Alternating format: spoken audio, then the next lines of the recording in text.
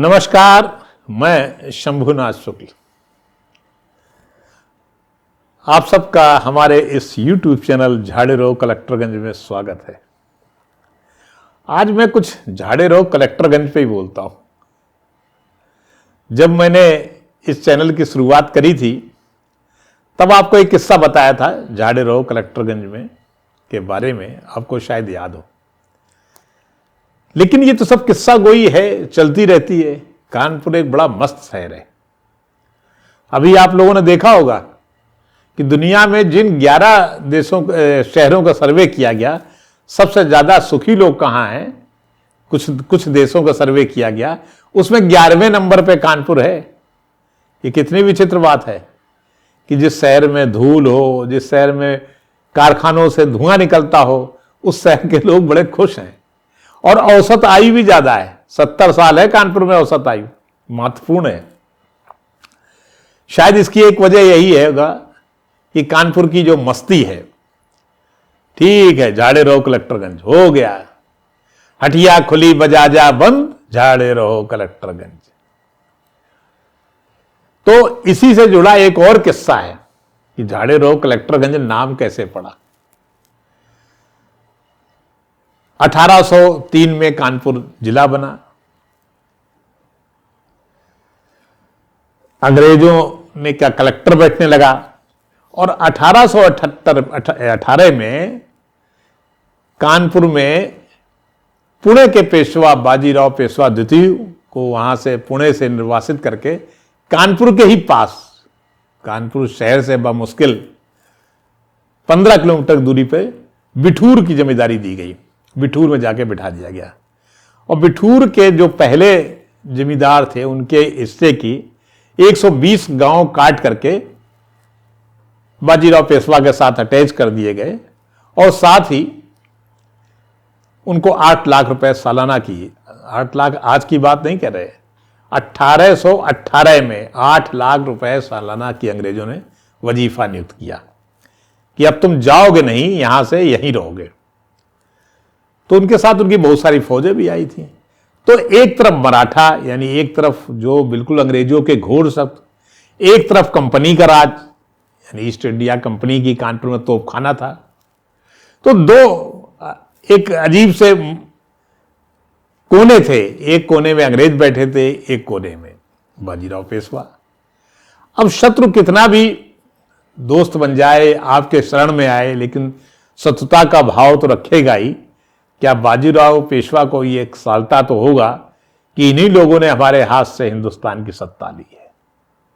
क्योंकि उस समय तक 1801 तक मराठा इतने प्रभावशाली थे कि 1817 में जब पुणे के पास लड़ाई हुई उसमें हारे जरूर, लेकिन मन में तो उनके ये रहा ही होगा। इसलिए एक कानपुर मस्ती आई।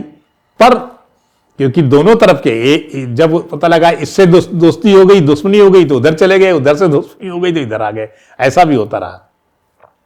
लेकिन अंग्रेजों ने आकर के कानपुर शहर को एक थोड़ा सा व्यापारिक शहर भी बनाया। व्यापार पनपने लगा। यहां पर नील की खेती अंग्रेजों ने शुरू कराई, जिसको बाद में चंपारण में जाके गांधी जी गए थे नील खेती के मजदूरों की दुर्दशा देखकर। लेकिन कानपुर में नील की खेती से निलय जो किसान थे उनको कोई तकलीफ नहीं हुई, क्योंकि उनको कैश क्रॉप्स, नील पहली बार उनके लिए कैश क्रॉप्स बनी। बाजरे की खेती कराई। बाजरा कानपुर की जमीन बाजरे वाली नहीं है। बाजरे की खेती कराई। बाजरा भी सबसे ज्यादा खाया तब बाजरा ही जाता था। आज भी हिंदुस्तान में सबसे ज्यादा बाजरा खाया था, गेहूं नहीं खाया था। गेहूं का एक मिथक है, सबसे ज्यादा धान और फिर बाजरा। दिल्ली में भले ना मिलता हो।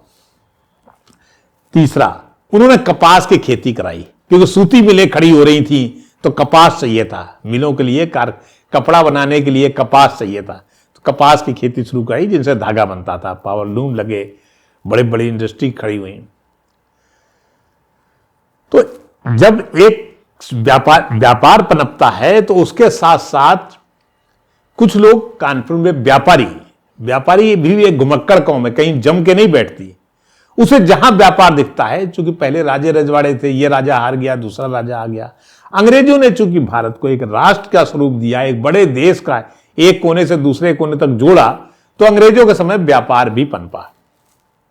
पहले व्यापारी आए वो जो विदेशी अंग्रेजों के यहां जो कपड़ा आता था ट्रिलिन या ऐसा कपड़ा जो हिंदुस्तान में नहीं इस्तेमाल होता था लेकिन टिकाऊ होता था, या टार्च इस कपड़ा वो कपड़ा बेचने वाले, टार्च बेचने वाले, छतरी बेचने वाले, ये सब हिंदुस्तान के लिए नहीं थी। हिंदुस्तान में छाता नहीं था।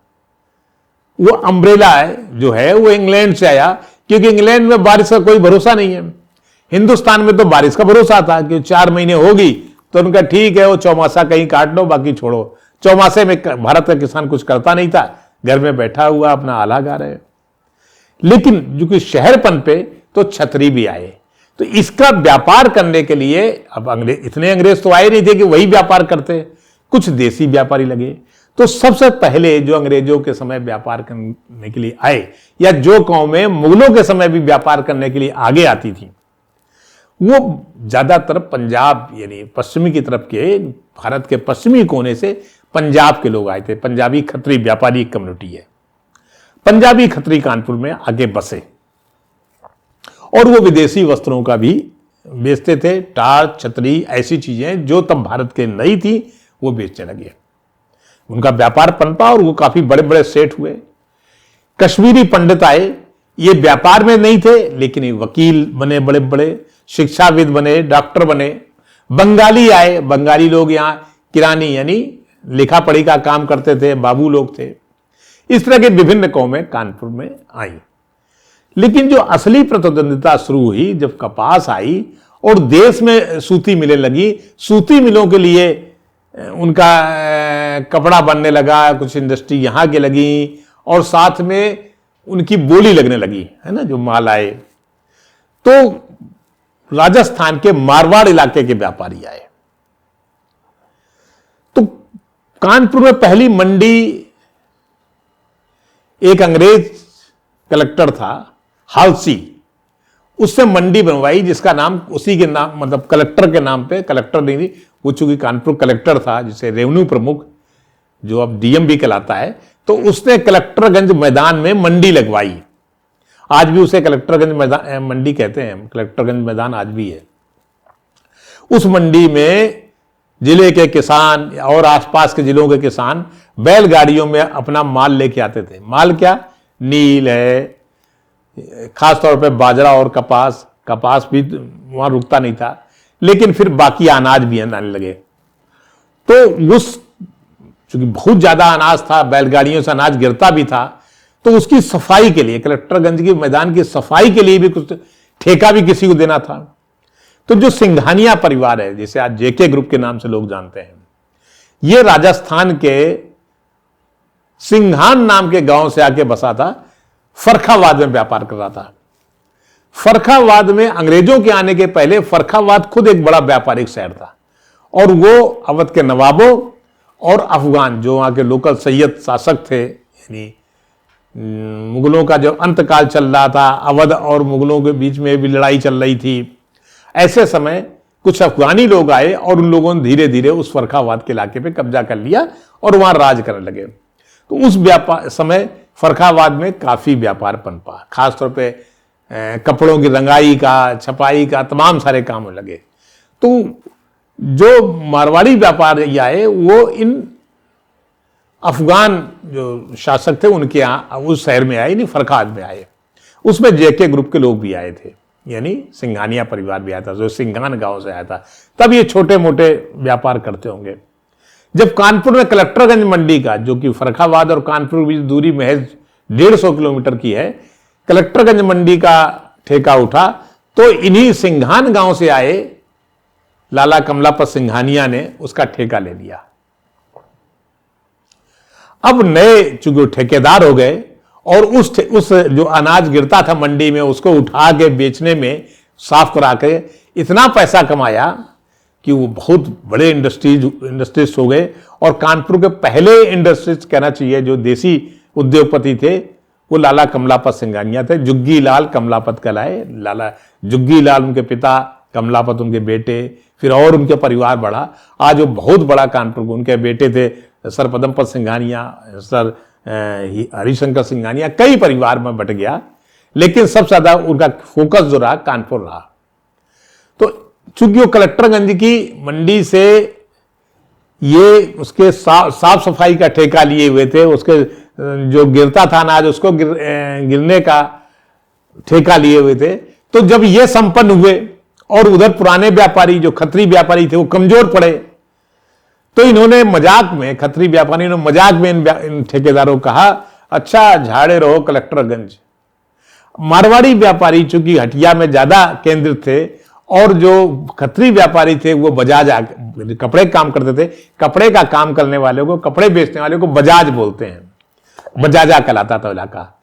तो उन्होंने कहा कि हटिया तो खुल गई, यानी मारवाड़ी व्यापारियों के भाग्य खुल गए और बजाजा बंद। जहां खत्री व्यापारी थे वो तो ठप हो गया, हटिया खुली बजाजा बंद। बोले झाड़े रहो कलेक्टरगंज, यानी जो कलेक्टरगंज झाड़ झाड़ के तुम कमा रहे हो ये सब कमाई है। तो वो फ्रेज चल निकला, हटिया खुली बजाजा बंद, झाड़े रहो कलेक्टरगंज। झाड़े रहो कलेक्टरगंज में एक ऐसा, इसको किस तरह से कहा जाए कि अरे जो मन में आए उसे बोलते रहो। अगर बहुत ही कनपुरिया लैंग्वेज में कहा जाए तो हम कहेंगे पेलते रहो, जो मन में आए पेले रहो, कोई फर्क नहीं पड़ रहा। तो ये हुआ फिर झाड़े रहो कलेक्टरगंज। तो ये कनपुरिया कैरेक्टर है, कनपुरिया फ्रेज है, मस्त रहो, जो मन में आए बोलते रहो, ठीक है, देखा जाएगा। तो नमस्कार मित्रों, धन्यवाद। ये आज का एपिसोड यहीं पूरा होता है, अगले एपिसोड में फिर मिलते हैं। ये हमारा वीडियो आपका कैसा लगा जरूर बताइएगा, लाइक करिएगा, सब्सक्राइब करिए, बेल आइकन दबाइए। धन्यवाद।